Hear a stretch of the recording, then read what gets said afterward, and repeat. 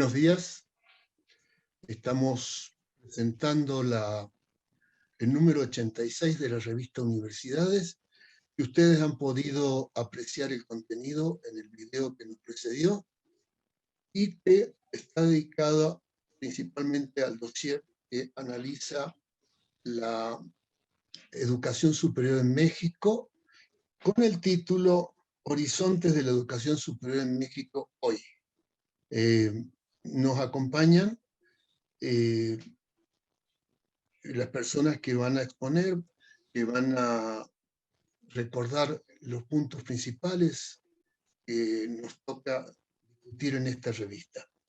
También es de destacar que la gráfica está dedicada a Abel Quesada, quien este mes de diciembre, el 13 de diciembre, cumpliría 100 años.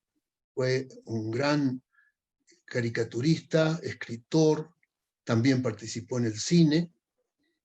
Bueno, ustedes podrán apreciar la gran calidad de sus pinturas, y lo que yo quería destacar es que fue muy crítico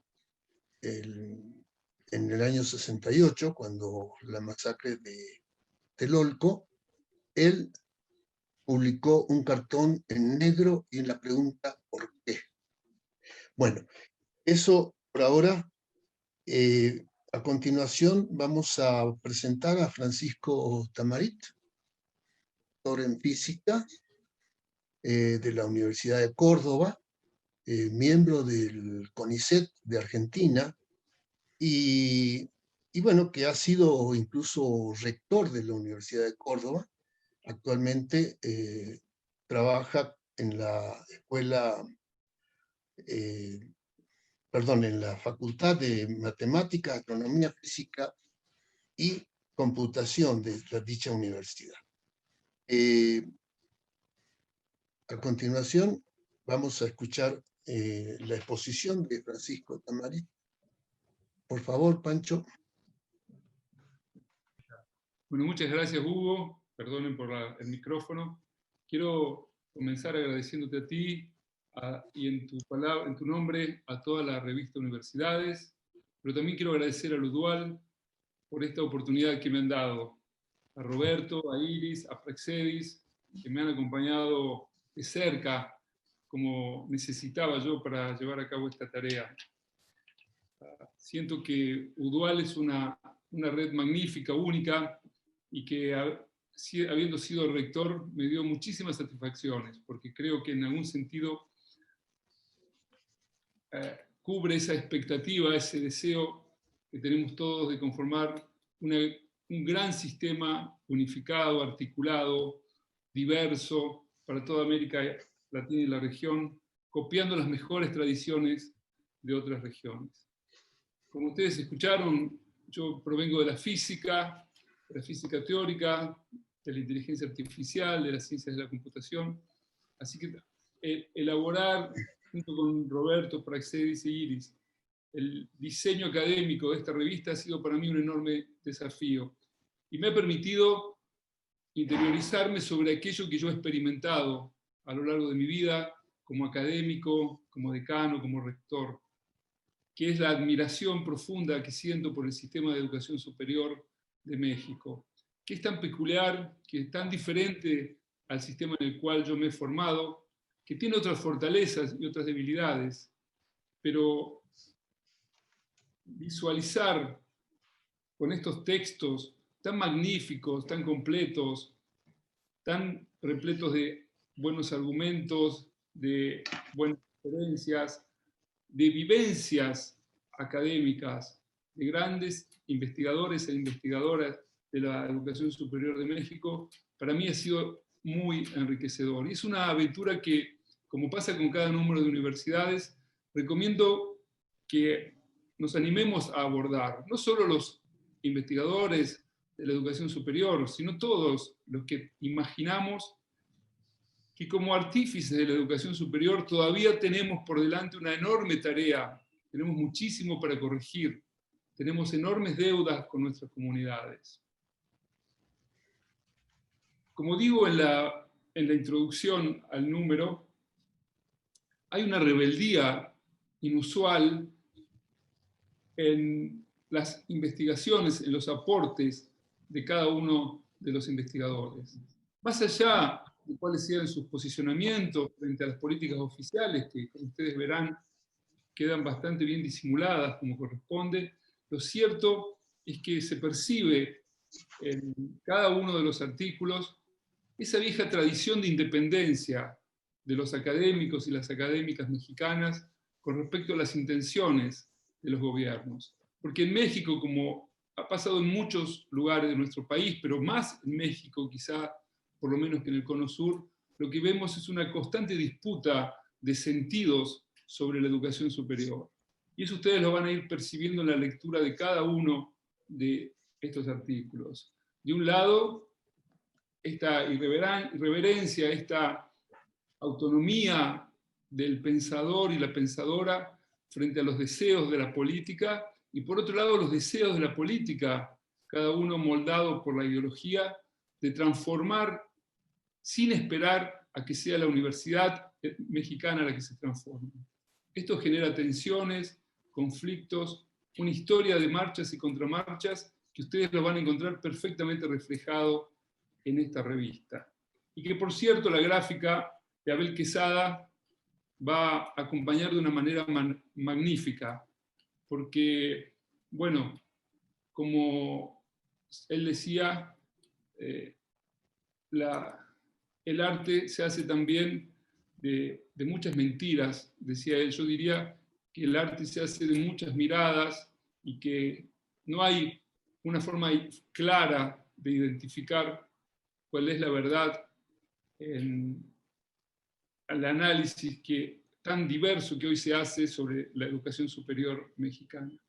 Hablar de México es hablar quizá del primer gran proceso o primer gran choque cultural de la conquista, como le dicen, o el descubrimiento, como algunos pretenden decirle, de América. Pero lo concreto, lo cierto es que analizando, leyendo los artículos, se fue reforzando en mí esta idea tan angustiante que me acompaña desde que finalizó la CRES. Y tiene que ver con la enorme carencia que ha tenido la Universidad Latinoamericana y Caribeña de hacer un aporte valioso a la construcción de un sujeto social latinoamericano y caribeño capaz de romper con toda esa biblioteca de dependencias que hemos ido creando desde 1492 a esta parte. Quiero decir, seguimos en algún sentido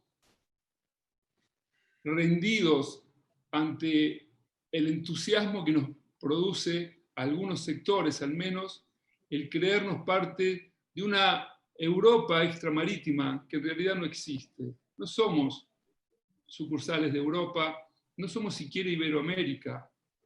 Esas pueden ser construcciones geopolíticas, estratégicas, pero nosotros somos una gran unidad cultural, económica, social y humana, que comenzó a conformarse con el arribo de los pueblos originarios, sea por el Estrecho de Bering, por el Pacífico, sea por el Atlántico Norte. Vaya uno a saber cuál fue la verdadera vía que usaron los primeros pobladores de América Latina y el Caribe para llegar a estas tierras. Y se fue completando con los procesos coloniales de España, de Portugal, de Inglaterra y de Francia, en menor medida también de Holanda, en estas regiones. Y fue el aporte inmenso que hoy dan y que siempre dieron los pueblos afrodescendientes, traídos a la fuerza, sacados de su tierra, esclavizados, y quizá la experiencia más denigrante que ha tenido la modernidad. Y después fueron las migraciones de aquellos europeos que eran descartados por aquellos sistemas que no atendían a sus necesidades, las migraciones del hambre, de la pobreza, de la búsqueda de oportunidades. En definitiva, estudiando a través de estos artículos la historia de la educación superior mexicana, sus dilemas, sus sueños, sus fortalezas y sus debilidades, lo que me queda claro es cuán inmensa es la tarea que tenemos los universitarios y las universitarias por delante si pretendemos salir de esta situación de estancamiento, de pobreza, de marginación, en la cual nos hemos acostumbrado a vivir sin conmovernos. Y eso requiere que nos pongamos a trabajar en el rescate de la interculturalidad como el principal valor sobre el cual vamos a construir un nuevo sueño, que puede ser, debe ser plural, debe ser diverso, debe enriquecerse de muchas miradas, pero lo que no puede hacer es excluir a nadie ni reemplazar a nadie. Quizá esa sea la enseñanza más importante que me dejó la Conferencia Regional de Educación Superior de 2018. Si la de 2008 nos había dicho que la educación superior era un derecho, un bien social y una responsabilidad de los estados, creo que la CRES 2018 va a dejar el mensaje de que un proceso de producción de derechos desde la educación superior se tiene que hacer con todos y con todas y con todos los individuos, pero con todas y con todos los colectivos que conformamos esta América Latina. Si no lo hiciéramos, estaríamos faltando al deber de nuestra historia.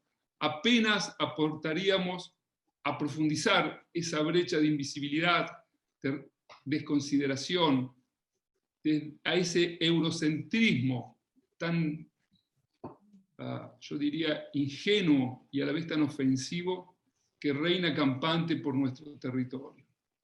Me despido porque ya se me acaba el tiempo y decir que creo que leer estos artículos, aprender de estas miradas, es un insumo que no solamente sirve para el estudioso de la educación mexicana, sino para aquel que tenga interés en pensar desde la base cómo construir también desde las universidades esa América Latina y ese Caribe que todos soñamos y que nadie sabe cómo comenzar a implementar.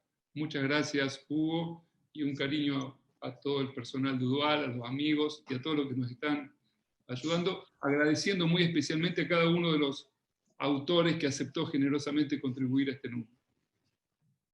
Muchas gracias, Pancho, digno representante de la Universidad de Córdoba, Argentina, donde se inició el proceso de autonomía en 1918, como todos lo sabemos.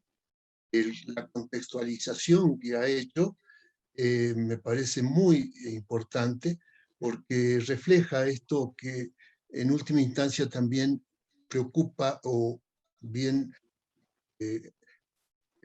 algo que la universidad debe plantearse, la identidad que tenemos desde el sur del río Bravo y abarcando, por supuesto, el Caribe, ¿no? Muchas gracias y gracias por la disciplina con el tiempo. Yo te iba a decir, antes he dado un papelito, ahora te iba a decir 2 minutos y lo cumpliste perfectamente. Muchas gracias. A continuación tenemos al doctor Hugo Casanova, doctor por la Universidad de Barcelona, pero que actualmente es director del Instituto de Investigaciones sobre la Universidad y la Educación en la UNAM. Pertenece al Sistema Nacional de Investigadores de México y es miembro regular de la Academia Mexicana de Ciencias. Hugo, la palabra. ¿Está Hugo Casanova? Sí. Muchas gracias. Tengan buenos días todas y todos. Yo quisiera, en primer lugar, agradecer la generosa convocatoria que nos ha hecho Roberto Escalante, los colegas de la UDUAL, que es una institución pues ejemplar de las universidades de América Latina. En esto, pues me siento muy contento de que me hayan convocado a este importante encuentro. Me da mucho gusto compartir la mesa con Francisco Tamarit. Sus palabras son muy esclarecedoras, y ha hecho una labor de coordinación de este número muy importante. Ha sido una decisión también muy acertada la de invitarlo a coordinar este número de la revista. Por supuesto, me gusta mucho estar también con mi amigo Humberto Muñoz, que es un personaje de la educación superior mexicana y amigo de todos nosotros. Yo quisiera centrar mi reflexión, por supuesto, en el número que hoy presentamos de la revista Universidades y que se centra en México, en la educación superior de México. A mí me parece que el conjunto de autores, autoras que han hecho sus trabajos es tremendamente representativo de la reflexión sobre la educación superior en México y que es también una muestra de la reflexión actual. Vemos nombres que enriquecen el catálogo de autores y que vienen a llenar espacios de una manera pues muy digna de otras personas que hoy ya no aparecen en las reflexiones con tanta fuerza. Me refiero, por supuesto, a Roberto Rodríguez, a Angélica Buendía, a Adrián Acosta y a Silvia Schmelkes. Una combinación afortunada de plumas maduras con plumas que están pues ya consolidadas, pero que pertenecen a otra generación. La temática que se aborda en el número que presentamos de la revista Universidades es por demás pertinente.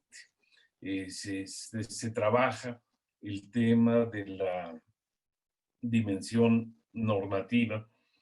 Muy probablemente quienes nos escuchan tienen claro que a lo largo de este año se ha hecho un esfuerzo muy importante para plantear una ley general destinada a la educación superior. Ha sido un esfuerzo pues muy importante, un esfuerzo de gran calado que ha involucrado a muchas personalidades. En el número se incluye de manera muy gentil una entrevista en la cual participo y en la que cuento un poco el origen de este esfuerzo normativo, en el cual participamos, porque estuve en este esfuerzo,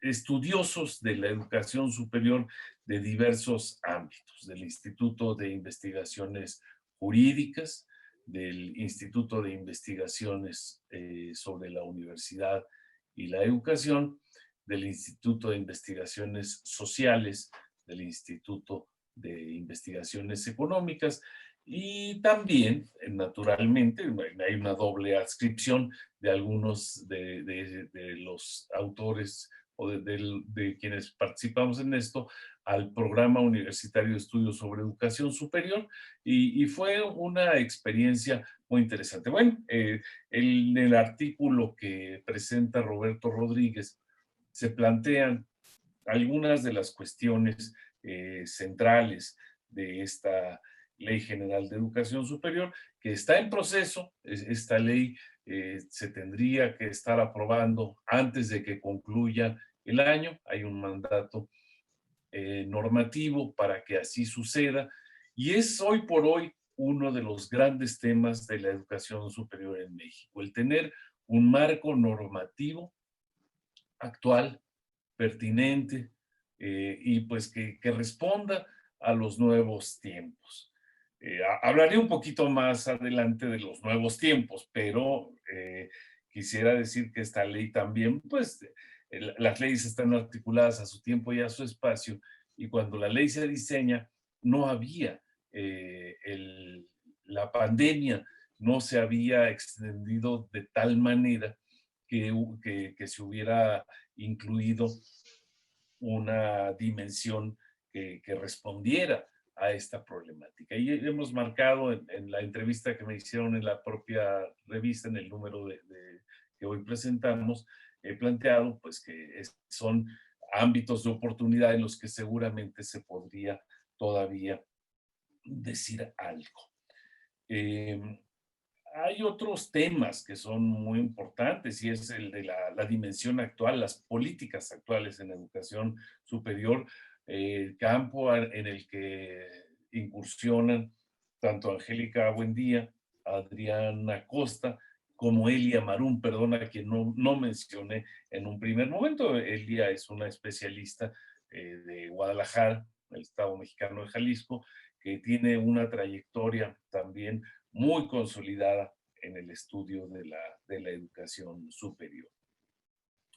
Y ellos se dedican a reflexionar acerca de la problemática que hoy se vive, que se vive en el contexto del gobierno actual. Y es una discusión que obviamente tiene muchos ángulos, que tiene muchas aristas, más allá de que si les gusta o no a los diferentes autores, sino en términos de análisis, hoy el gobierno federal está planteando una serie de propuestas en torno a la educación superior que nos hacen hacernos como mínimo preguntas. No entro más.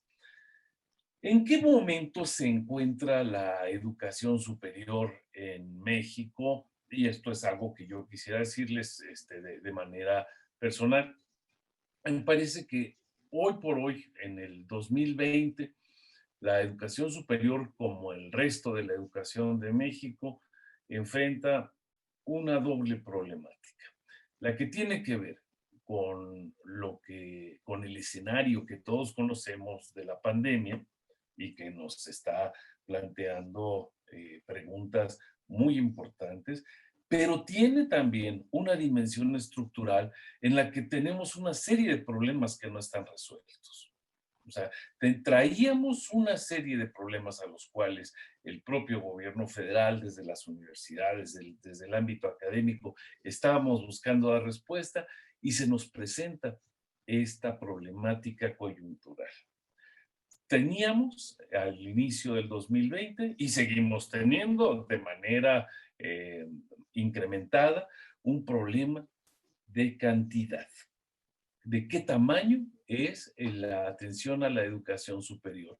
Y hoy quiero recordarles, son datos que todos ustedes conocen, pero quiero recordarles que 6 de cada 10 estudiantes o jóvenes en edad de ir a la universidad están fuera de ella. 6.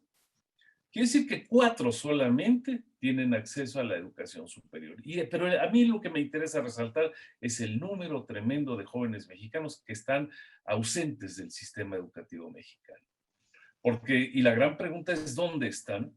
Están en los mercados subterráneos, están incorporados de manera precoz a la vida laboral, en condiciones de no competitividad formativa, están en algunos casos, les decía yo, en mercados paralelos, migraron a los Estados Unidos, por ejemplo, también, quienes se van son nuestros jóvenes, y lo más grave, otra cantidad importante de jóvenes han engrosado las fuerzas de la violencia en sus diversas modalidades.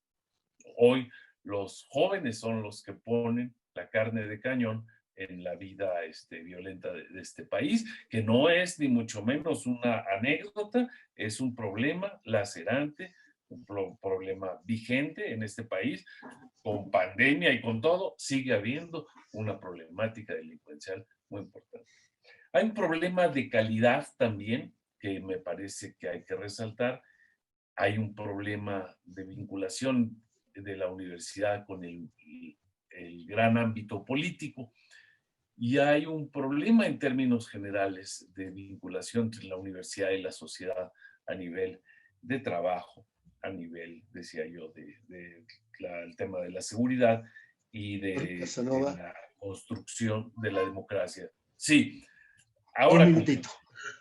Tenemos pues, estoy aterrizando, muchas gracias. Tenemos una agenda pendiente que apenas he enunciado de manera general, en la que a mí me parece que tenemos mucho que reflexionar y estos artículos, estos textos que hoy nos presentan, se meten de diferente manera. Les agradezco muchísimo, agradezco al señor moderador que me detiene a tiempo.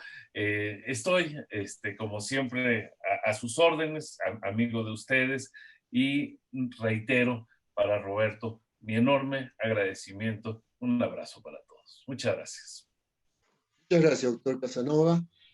Sería interesantísimo seguir escuchándolo porque introdujo temas sociales, económicos, políticos, condicionan esta situación que ha complicado muchísimo la pandemia. Pero lamentablemente las reuniones por Zoom tienen su... muchas gracias y a continuación vamos a escuchar al sociólogo Humberto Muñoz, maestro por la Flaxo, doctor en la Universidad de Texas, de Austin, y es al mismo tiempo investigador emérito de la UNAM. Está adscrito al Instituto de Investigaciones Sociales de la UNAM y en el año 2000 fundó el Seminario de Educación Superior. Lo vamos a escuchar, sus comentarios sobre el dossier, sobre el contenido, principalmente del dossier. Humberto, por favor.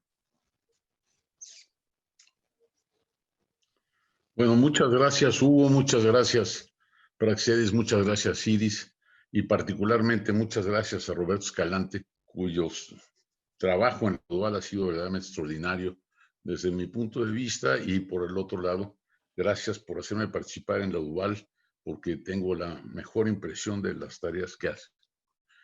Bueno, este número, ya lo dijo Hugo, es un número muy importante, no porque trata el caso mexicano, sino porque el caso mexicano puede servir como ilustración de algunos procesos de cambio que han sido importantes en el país y que tal vez puedan dar enseñanzas de alguna cosa para nuestros colegas latinoamericanos. Este número me parece también importante porque los trabajos que tienen son trabajos muy bien argumentados, muy densos intelectualmente, y tratando del sistema de educación superior de México, que se ha vuelto un sistema complejo, complicado y muy diverso, necesitado de teorías y análisis que permitan comprender los cambios que ha tenido y sus posibilidades futuras, teniendo en cuenta la coyuntura crítica por la que atraviesa el país y sus posibles salidas. Bueno, las reflexiones que se hacen en los artículos del número tienen, a querer o no, un marco dado por la crisis económica, la pandemia y el arribo de un grupo al poder del Estado que en principio niega lo realizado por poder hasta 2018, incluyendo los problemas educativos. Se trata, dice Roberto Rodríguez, de un Estado que está vulnerable, tiene dificultades para cumplir lo que ofreció el hoy presidente de la Nación durante su campaña política para llegar a la presidencia. La lectura de los artículos me hizo pensar otra vez que sigue dándose un desencuentro entre los planteamientos y propuestas que tiene la academia y las políticas educativas del gobierno. También es distinto lo que se dice y lo que se hace en el gobierno. Sigue habiendo falta de comunicación, falta de diálogo entre el gobierno, las instituciones públicas y la academia, a pesar de que son varios investigadores universitarios que han colaborado en la elaboración, preparación de las políticas gubernamentales actuales y pasadas. Bueno, por ahora es innegable que el sistema de educación superior del país se ha transformado. No se puede negar que la educación superior ha tenido crecimiento de la matrícula, de la cobertura, y que se ha expandido el sector particular, las universidades, institutos tecnológicos, y una mayor incorporación de las mujeres y de personas pertenecientes a los dos deciles más bajos del ingreso. La planta académica igualmente ha crecido, está compuesta por profesores de asignatura, que son la gran mayoría, y los académicos de carrera. Entre estos últimos ha aumentado mucho la participación en el Sistema Nacional de Investigadores. Los textos de este número responden sin duda a la calidad de la revista, no tengo duda. Son intelectualmente densos, como ya dije, y dejan ver la seriedad con la que se estudia la educación superior en el país.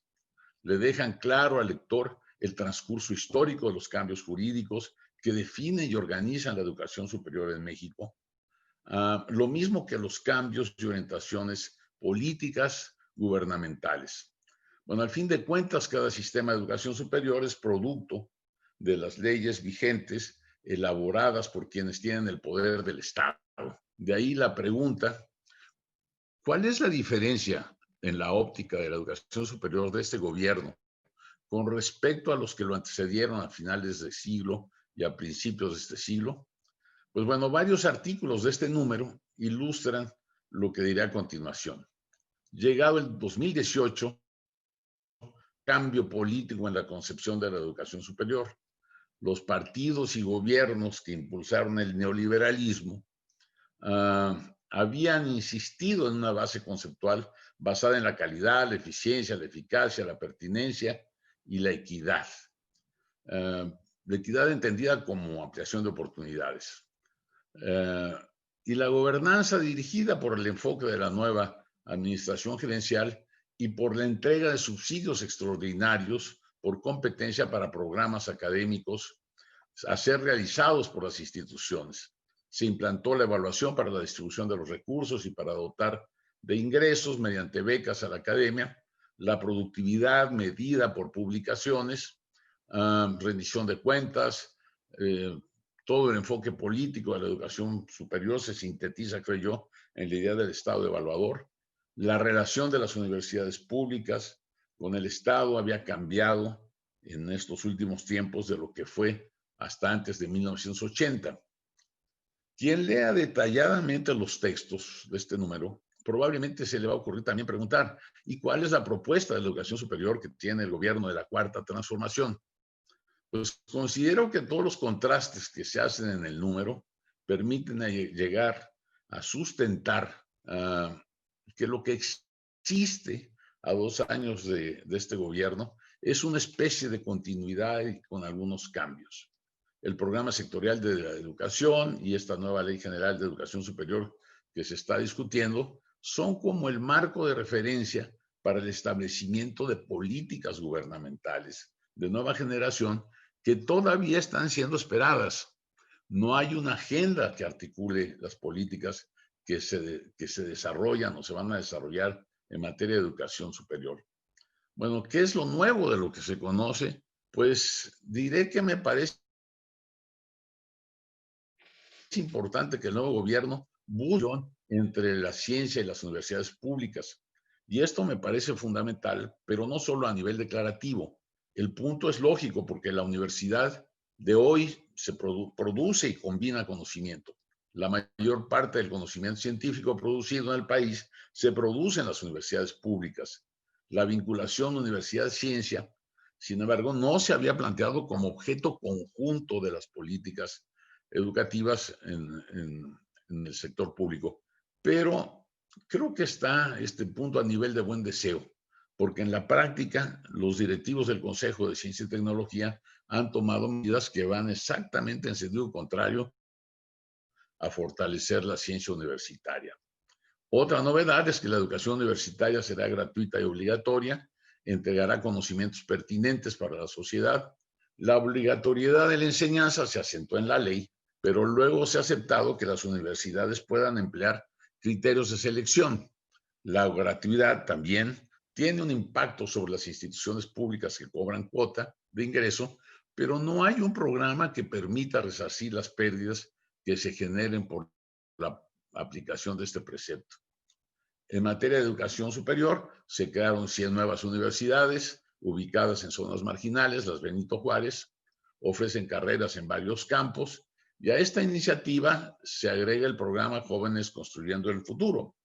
El Coneval, que es el órgano que existe en el país para evaluar las políticas públicas, ha estudiado cómo se están llevando a cabo estas dos iniciativas y ha concluido que en la primera es necesario ajustar miras y en la segunda establecer estrategias y metas. En concreto, son dos medidas que van como al margen de la política educativa. Y en el problema mayor, no resuelto, que persiste en la nueva república, es el financiero. El financiamiento público al sistema de educación superior ha venido disminuyendo sistemáticamente en términos reales en el último lustro y se extiende al año que viene. El gobierno de Lautaro no tiene recursos, lo entendemos, para afrontar las necesidades ingentes que tienen las universidades privadas, pero no se ve tampoco que exista voluntad política en serio para resolver las crisis financieras de varias universidades y corregir deficiencias de fondo que existen en las instituciones, sobre todo en los estados de la República menos desarrollados. No está planteado cómo resolver las desigualdades institucionales a lo largo y ancho del país. Termino destacando el texto sobre la pandemia, que me pareció muy importante, y la educación superior. Estoy plenamente de acuerdo en que los tres efectos principales de la pandemia son el de los problemas económicos de las familias, que hacen que los estudiantes no vayan más a la escuela, la brecha digital, que es muy fuerte en el país, y el impacto sobre el funcionamiento de las instituciones de educación superior, sin duda. Bueno, el texto es muy rico en argumentos y es obligada su lectura. Los 5 artículos del número son extraordinariamente pertinentes para tenerse en cuenta en una discusión de fondo sobre los caminos a seguir en la política de educación superior del país y aparecen en un momento muy oportuno para nutrir las discusiones. Agregan ideas, agregan conocimientos y sugerencias para el análisis de este nivel educativo y abren también perspectivas que, además de la nueva ley de educación superior, los gobernantes se asomen de una manera más franca y abierta a lo que sucede en la educación superior y que tengan en cuenta lo que señala la academia. Estoy cierto que para nosotros los mexicanos este número es un número verdaderamente extraordinario, nos enseña muchas cosas sobre lo que hemos vivido, lo que estamos viviendo. Y finalmente, celebro, no saben cuánto, el homenaje a Abel Quesada. Yo crecí más o menos viendo las caricaturas de Quesada. Don Santiago Billetes era un personaje verdaderamente extraordinario en el Excelsior. Y bueno, y también celebro que hayan puesto una referencia luctuosa al doctor Guillermo Soberón. En su libro El rector y el médico, el doctor Soberón tiene una parte sobre la relación gobierno-universidad en el que desvela mucho de lo que siempre hemos supuesto que existe, pero que efectivamente él dice cómo existió y existe todavía. Pues muchas gracias, celebro estar aquí con ustedes y haber acompañado a mi amigo Hugo Casanova en esto. Gracias. Muchas gracias a ti, Humberto. Gastón Billetes, era el personaje de Quesada, ¿verdad? Sí. Y bueno, aparte hemos visto ahora la pintura de él, realmente muy atractiva, una especie de naif que atrae a la mirada. Y bueno, la exposición de Humberto ha sido muy precisa, la síntesis que hizo sobre la coyuntura que atraviesa la educación superior en México. Creo que apunta mucho a los problemas que habrá que resolver cuando la pandemia nos deje de azotar tan fuertemente. Ahora, por último, la exposición del doctor Roberto Escalante, doctor en Desarrollo Rural por la Universidad de Londres, y, por supuesto, secretario general de la UDUAL, que su gestión es esencial para la edición y la publicación de la revista. Roberto, te escuchamos. Hugo, muchas gracias. Permítanme poner mi cronómetro a funcionar para no incumplir con los tiempos asignados que los que me antecedieron en la palabra han respetado de manera tan puntual. Bueno, te saludo muy cordialmente y quiero decir que estoy verdaderamente encantado y agradecido de estar acompañado de personas a las que aprecio y respeto intelectualmente tanto en esta ocasión, y me refiero al doctor Humberto Muñoz, colega y amigo y paisano. Él nació en el mismo estado que yo, en México, y la paisanés siempre ayuda. Es una cosa importante que hay que mencionar, y que es un intelectual tan reconocido en México y fuera de México, y que le agradezco profundamente que haya aceptado nuestra invitación a comentar este número de universidades. Muchas gracias, Humberto.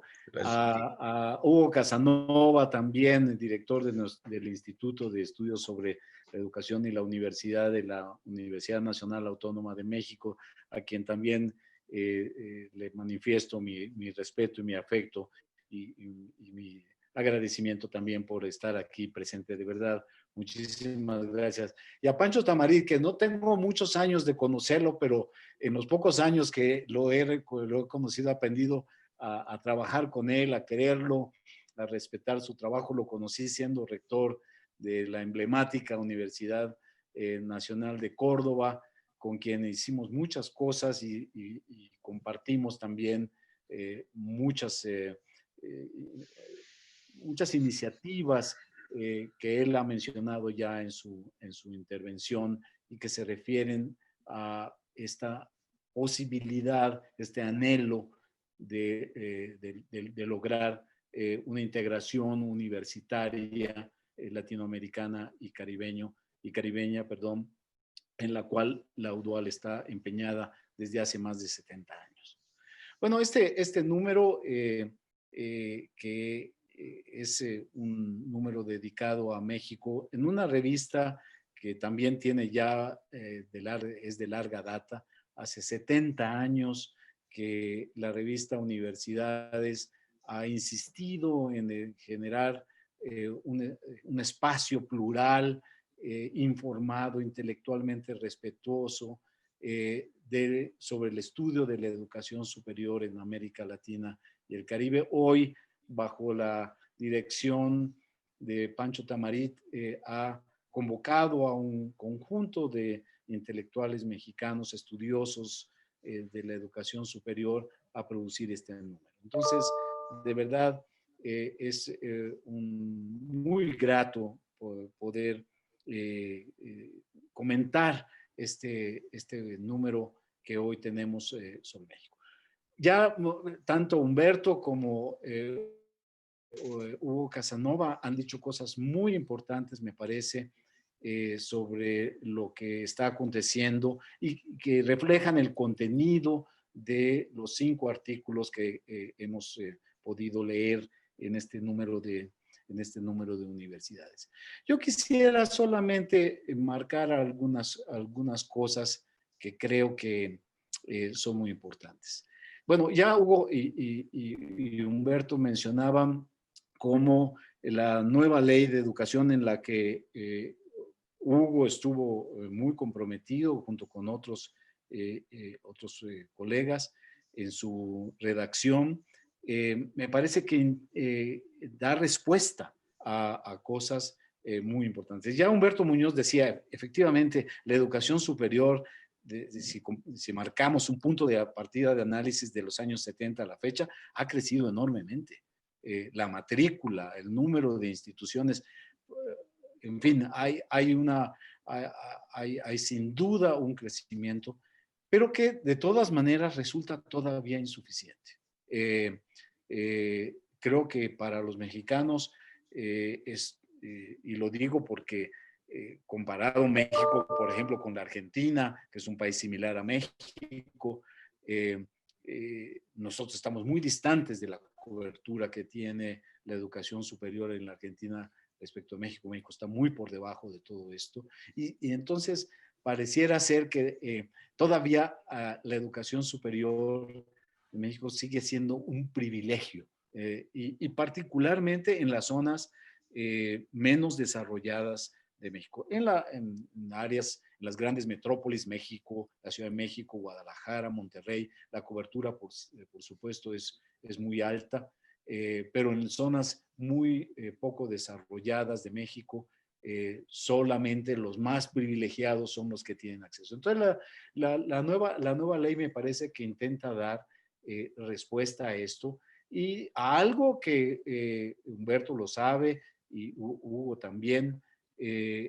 Los estudiantes mexicanos han luchado, y los profesores también, y muchos intelectuales, por hacer de la gratuidad algo constitucionalmente establecido en las leyes. Cosa que Argentina tiene desde 1949, si mal no recuerdo, con Perón. Se decretó la gratuidad, ¿no? Hasta ahora, con la nueva ley, la gratuidad de la educación superior será una realidad. Pero Humberto tiene toda la razón de que si vamos a declarar la gratuidad, tenemos que dotar a las instituciones públicas de educación superior con los recursos suficientes para que puedan enfrentar sus necesidades de gasto corriente, de inversión y de desarrollo, porque hay problemas de financiamiento que la gratuidad puede crear de manera muy importante cuando esto se instala. Entonces, ahí me parece que hay cosas que están muy bien planteadas en los distintos artículos. Ahora, yo quisiera también decir dos cosas finales. Una, efectivamente, el gobierno mexicano actual no ha cambiado mucho las cosas con respecto a sus políticas, respecto a las instituciones de educación superior. Pero el presidente ha dicho cosas, ya ha dicho cosas que a los universitarios pues nos ha hecho pensar. Algunos han reaccionado de una manera, otros de otra, cuando dice que pues, los académicos no saben, ¿no? Los científicos insinuando que no conocen la realidad, que no conocen realmente los problemas, que viven en una torre de marfil. Y bueno, podemos ahí tener distintas opiniones. Pero yo sí creo, y esto lo digo un poco recogiendo la experiencia que me ha dado esta extraordinaria oportunidad de la vida de ser secretario general de la UDUAL en los últimos años, en donde creo que las universidades no han endogeneizado suficientemente su vinculación con la sociedad. No es solamente un asunto de la extensión, ¿no? Es un asunto de crear de formar desde las aulas a los estudiantes en la necesidad, incluso epistemológica, de vincularse con la realidad. Y eso, ahí yo creo que tenemos un tema todavía por desarrollar, sin estar absolutamente de acuerdo de que no sabemos. O sea, creo que el presidente, a lo mejor en una pasión demasiado intensa, hace este tipo de expresiones del actual presidente de México, pero sí creo que ahí hay un reto muy importante.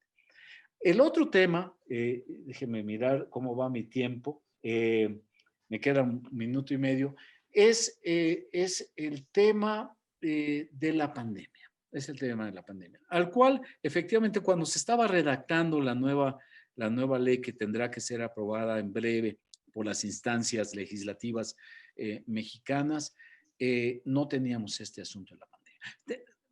Y lo digo porque hay problemas que ahora que ya teníamos antes de la pandemia, que ahora son más fuertes, pero también hay cosas nuevas que creo que tenemos que pensar respecto del diseño de la educación superior para el futuro. Las universidades, bueno, hay una luz aparentemente ya más clara de solución biomédica al problema de la pandemia, y en 6 meses o algo así, tal vez en México estaremos regresando a las universidades. ¿qué universidad vamos a tener? ¿No? Es innegable, sin arriesgar todo por el sesgo tecnológico, hay un desarrollo tecnológico muy importante que puede ayudar en mucho a hacer mejor el trabajo de la enseñanza, de la investigación, de la extensión. Ahí creo que todavía vamos a tener que pensar, y la ley no pudo en ese momento de redacción entrar a ese problema. Pero bueno, será tarea del futuro rediseñar. Yo creo que ya los rectores mexicanos y latinoamericanos y caribeños están pensando en esto, y encuentro algo muy positivo en ese rediseño que necesitamos, como bien Humberto Muñoz y Hugo Casanova conocen por su larguísima experiencia en las universidades mexicanas y de otros ámbitos del mundo.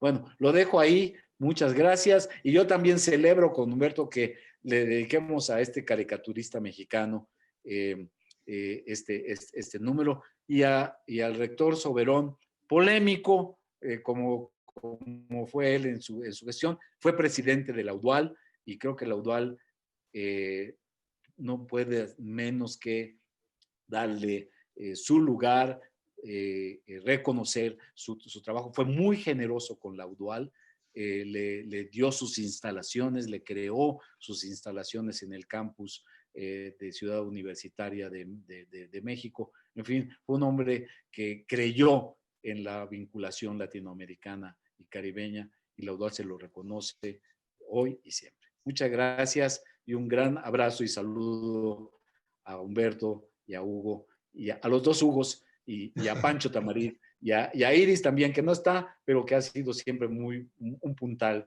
de nuestra revista. Muchas gracias. Gracias, Roberto, y gracias por relevarme en mi papel del VAR de la conferencia. Y bueno, como siempre, tu amplia experiencia y conocimiento nos aporta en tu intervención muchos puntos que realmente son importantes en este momento. Con esto estamos terminando. Se les agradece a los participantes la generosidad de habernos acompañado. Y yo quiero recordar precisamente a Iris, la doctora Iris Santa Cruz, y a nuestro editor, Praxedis Razo, que también son dos personas clave para la revista.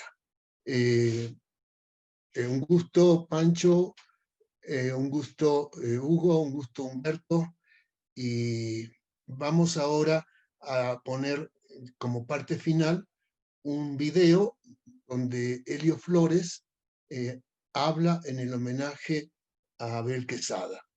Helio Flores es actualmente uno de los caricaturistas o moneros, como se dice acá en México, más importantes en los periódicos mexicanos. Él tiene la concepción de que la caricatura tiene que ser crítica, si no, no es caricatura. Es una persona muy singular.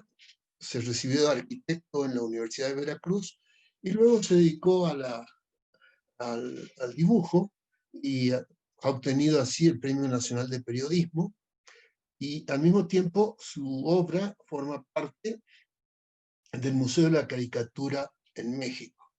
Como estudió en la Universidad de Veracruz, esta lo honró con el título de doctor honoris causa. Muchas gracias también al público que nos acompañó hoy, y los invito a ver este video de Helio Flores. Yo soy Helio Flores.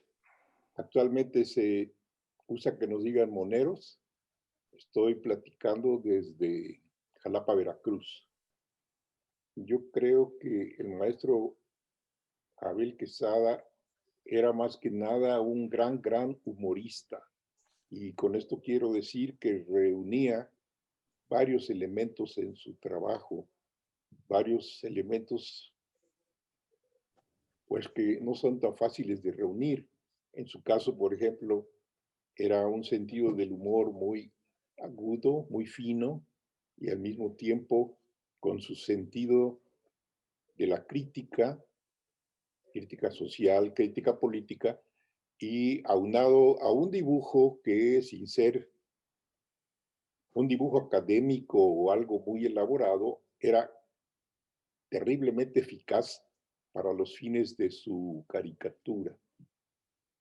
Creo que para que una caricatura funcione, debe reunir 3 elementos, según yo, según mi opinión, que son el dibujo, el humor y el contenido.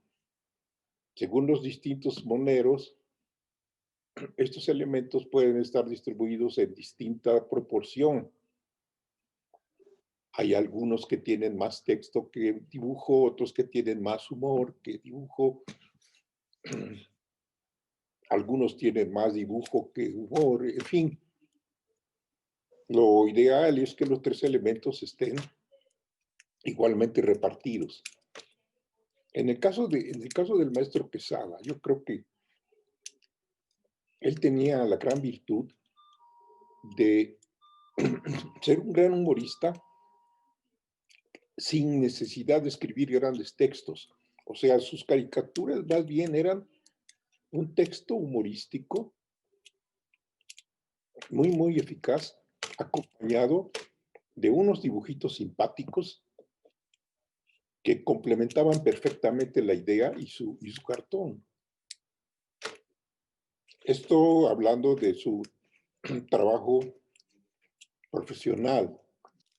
Él estableció una especie de escuela con su estilo, que después continuaron otros caricaturistas con sus variantes, desde luego.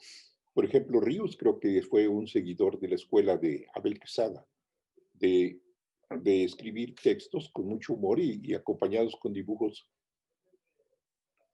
simpáticos, con personajes simpáticos. Ahora que menciono los personajes, no puedo dejar de recordar los personajes del maestro Abel, que todos recordamos con simpatía. El Charro Matías, el Gastón Billetes, el mismo periodista que él lo pintaba como una laminita delgadita, flaquita, apuntalada con alfajías de madera para que no cayera. En fin, era muy simpático sus cartones y en su tiempo creo que fue uno de los caricaturistas más eficaces y por lo mismo más famosos y más apreciados por los lectores. Se le sigue recordando mucho y además posiblemente en donde más influyó sea en el concepto de los políticos que todos tenemos, el clásico político de bigote y de sombrero,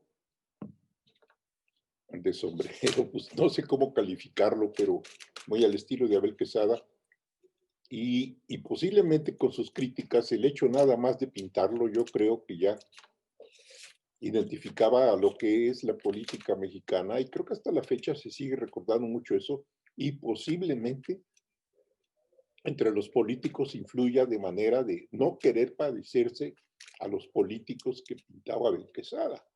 Igualmente los empresarios, creo que ninguno de ellos quisiera parecerse a Gastón Billetes.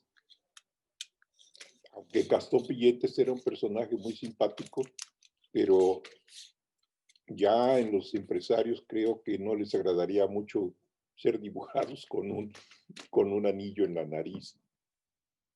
En mi caso creo que es eso en lo que puede haber influido, en la manera honorable, digamos, en que él se comportaba, la manera, el respeto que se le tenía a todo el mundo, porque a pesar de estar trabajando en uno de los principales diarios de la época y tratando él todos los días a los políticos mexicanos, creo que todos sentían un respeto por él y posiblemente hasta hubieran deseado que hiciera él una caricatura.